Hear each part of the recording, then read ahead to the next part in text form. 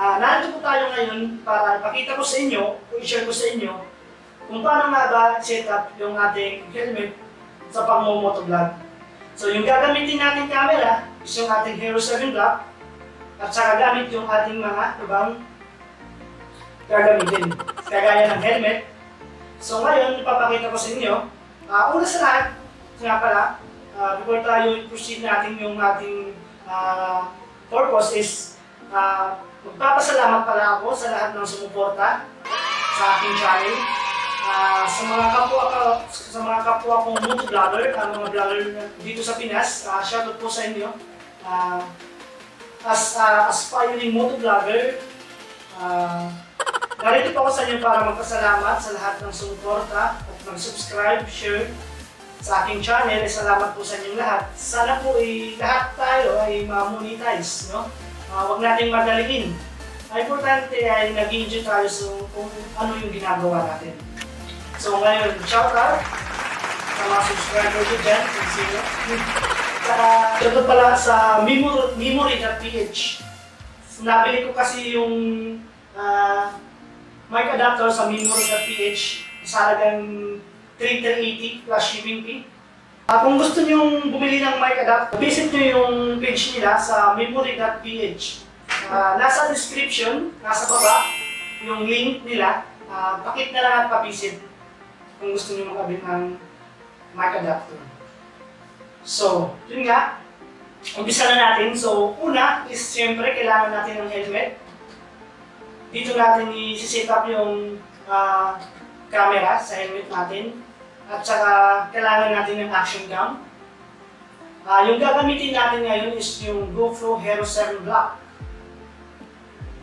GoPro Hero 7 Black. Tapos, kailangan natin ng microphone. Ito, yung microphone natin ito yung gagamitin natin. So ito yung microphone ko, is generic lang ito. Nabili ko lang ito sa Shopee or sa Lazada ng 100 plus. 100 plus lang ito. Itong microphone na to.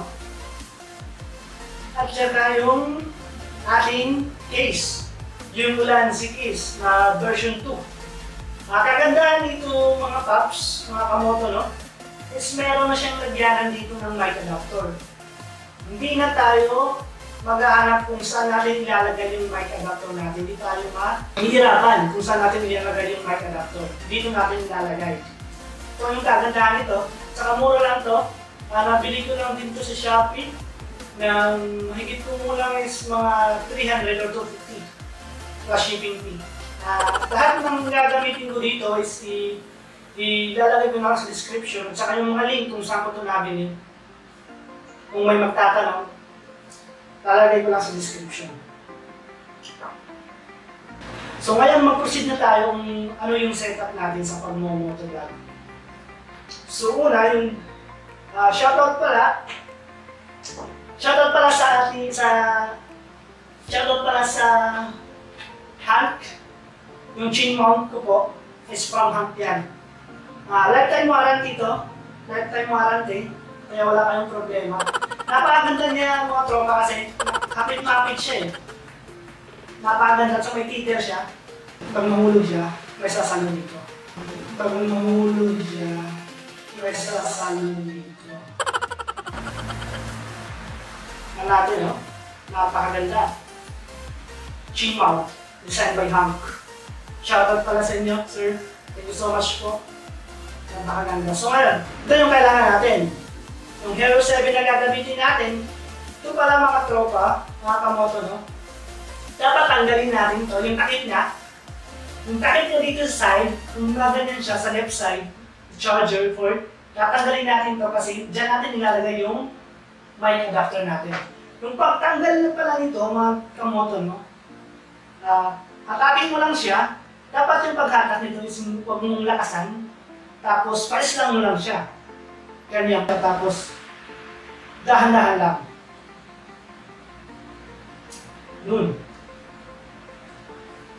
Pag natanggal na to, lalagay na natin sa Ulanzi case natin. Ito yung Ulanzi case natin. Lalagay natin ng Hero 7. Lock. Pag nalagay na, lagyan na natin yung takip. Sa Saka ilalagay na natin yung ating mic adapter. Yung paglagay na to, mga kamoto, so ganyan lang, no? Sasalpak mo, ito yung uunahin natin. Papunta doon. Sasalpak mo lang yun. Napaganda niya kasi, plug and play. Tapos niyan, mga kamoto, no? Pag ganyan na, gaganyanin nyo to. Para ilagay doon sa port niya.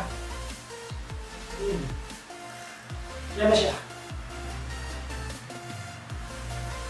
So, nalagyan na natin yung mic adapter. So, ngayon naman, isi-set natin yung settings kung paano nga ba. Ano nga ba yung settings natin? Yung settings natin, simple lang. Dapat, ganito. Kasi default naman yung ginagamit, yung standard mic. Yun yung ginagamit ko. Lalapit ako pang So, bali dito, mga kamoto, no? Pupunta lang tayo sa preference, saka yung input, output. Click mo lang yan. Saka yung audio input, dapat ikaw magpili kung anong gusto mo. Pero mostly, yung ginagamit ko talaga is yung standard mic. Standard mic lang yung ginagamit ko. Click mo lang yan. Saka bookback ka. Tapos sa video naman, settings ng video ko, dapat dito is dapat dito sa yung True Tune nyo is naka-on. I-on nyo muna. Tapos dito sa mics, kung napapansin nyo yung mics, dapat naka-wind siya. Para iwas din wind noise. Para bawas din ng wind noise. Dapat naka-wind siya. Pwede naman yung auto, pero ako yung wind na lang. Para bawas. Yun lang. Simpleng settings lang. So, yun nga. Nasit na natin yung settings natin. Lalagay naman natin ngayon yung sa helmet natin yung ating gagamiting mic. Or yung generic mic na binili natin sa Shopee. Ito yung lalagay natin. So, ngayon, kukunin muna natin yung padding ng ating helmet. So, ako yung kukunin ko, bali, yung ganyan siya, nasa right. So, bali yung right side yung kukunin natin. Ito yung right side. Diyan natin lalagay yung ating microphone dito. Sa may chin. Kukunin natin yung padding muna. Lalagyan natin yung microphone natin. Ito yung setup ko. May clip naman siya. Clip ko na lang dito. Ako, clip ko na lang. Tapos, di ba medyo mahaba siya? Tupin nyo na lang. Iipit na lang natin sa gilid. Dito natin iipit ito, mga kamoto. Dito natin nalagay. Isiksik lang natin.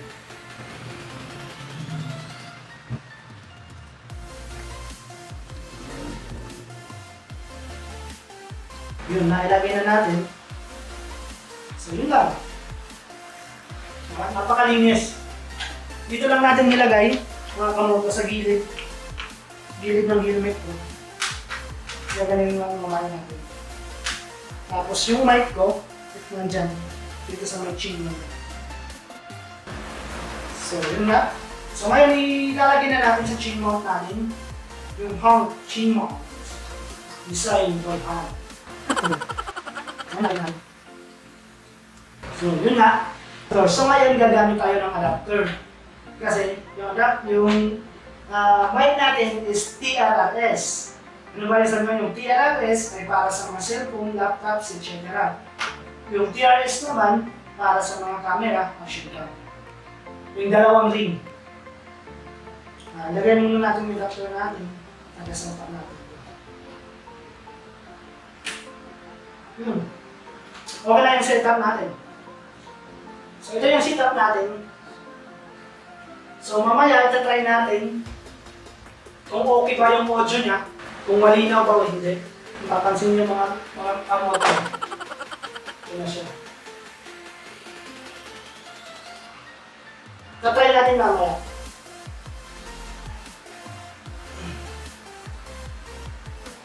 ka na. Mamaya is i-tasting natin kung napakaganda siya. I-tasting muna natin. Tara, testing na natin. Yo mga kamoto. So ngayon no, titesting natin yung quality ng GoPro natin with mic adapter tsaka yung ating mic generic from Shopee. Testing natin yung quality kung maganda ba siya o hindi. Pakuulan yata. Kayo na lang umusga kung maganda yung quality ng audio. Baka next week ay i-review natin yung mic ng M3 Moto. So ngayon ay babalik na tayo, mukhang uulan no. Re-review ko, babalik tayo mamaya. I-review ko yung kay M3 Motong generic mic at saka ko-confer ko dito sa gamit ko ngayong microphone. Generic din to from Shopee. Kayo nang humusga kung maganda ba siya, kung ayos ba yung quality ng audio. Kung hindi naman is comment lang kayo sa baba. Comment lang sa baba kung maganda ba, kung ayos ba yung ating setup at saka yung ating quality ng audio at saka yung video. Tatry lang natin kung maganda ba siya. So ngayon babalik na tayo, mukhang uulan eh.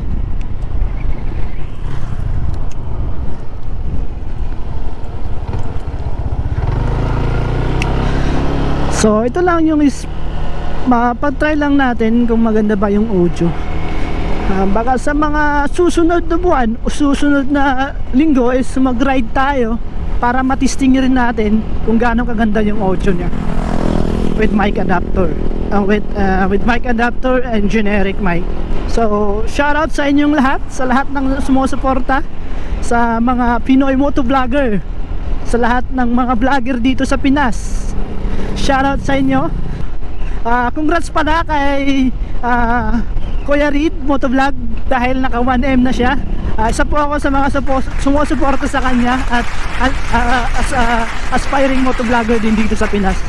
So shoutout sa inyo. Shoutout sa lahat ng mga kaibigan ko dyan no, sa lahat ng mga sumusuporta, sa mga subscriber ko rin. Shoutout kayo, shoutout sa inyo. So yun lang, hanggang dito na lang yung ating pag-review nitong GoPro Hero 7 and mic adapter with generic mic din. So yun nga no, na-testing na natin kung gaano siya kaganda, gaano kalinaw. Yung sa baka next week pag dumating na yung from M3 Moto mic, yung generic mic nila is i-confirm natin ang pagkakaiba ng mic na to na ginamit natin ngayon tsaka yung sa M3 Moto. Kung alin ba yung mas may quality sa pagdating sa audio. Dahil isa yung sa pinaka-importante as motovlogger is yung malinaw na audio. Dapat malinaw yung audio natin sa pagsasalita. Diba? So, yun na. Ride safe sa lahat. Sana po ay may natutunan kayo sa vlog na to kung paano i-set up yung ating helmet sa pang-motovlog. Shoutout sa Ulansi Case. Shoutout po sa GoPro. GoPro Philippines. Shoutout po. Saka sa Evo helmet na ginamit ko. Shoutout po sa inyo. Salamat po sa lahat ng suporta. Godspeed, ride safe, and peace.